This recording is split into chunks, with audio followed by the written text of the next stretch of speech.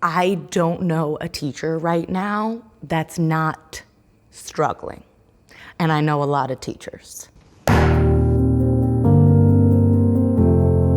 My father was a guidance counselor for 30 years. We had a family of 5 on just his salary. And he got the summers off. He got to coach and be with people. It looked like a joyous, fulfilling, satisfying, and sustainable life. So I just knew from an early age, I wanted that. So I teach at a charter school in Long Island City, Queens. We serve grades 6 through 8, so I'm at a middle school. The biggest perk is you get to see these people and experience these important life events with them. I work with some of the most brilliant, incredible educators that you'll ever meet. They are open-minded, they are creative, they are collaborative, they are hardworking, and they are tired.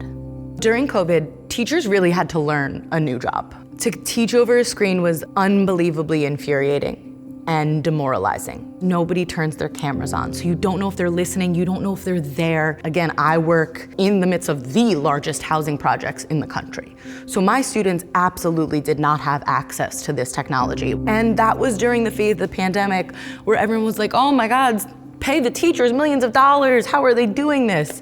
And that did not last long. Once we finally figure out how to teach on Zoom, they shove us back into the classroom without PPE. I had 25 kids in a room. How am I supposed to keep them 6 feet apart?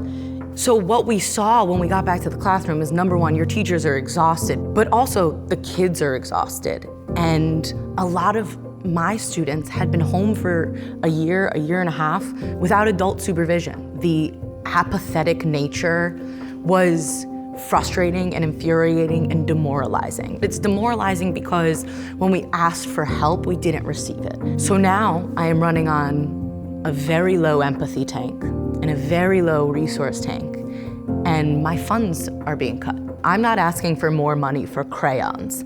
I'm asking for another special educator in the room because my classroom is mandated to have one. Hotspots for my students who don't have access to internet.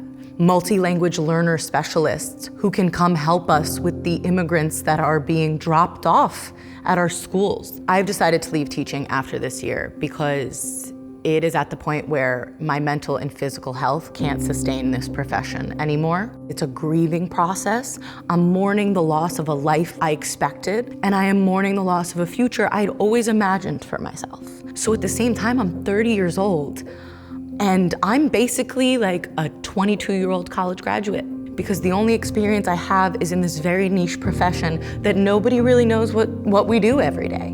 We're smart and we're capable, and we manage 25 to 30 people at a time. And yet the positions that I am qualified for are that of an intern. So as hard as it is to walk away from this, another even harder element is figuring out what to do next. My name is Micaela DeSimone, and this is my brief but spectacular take on teacher burnout.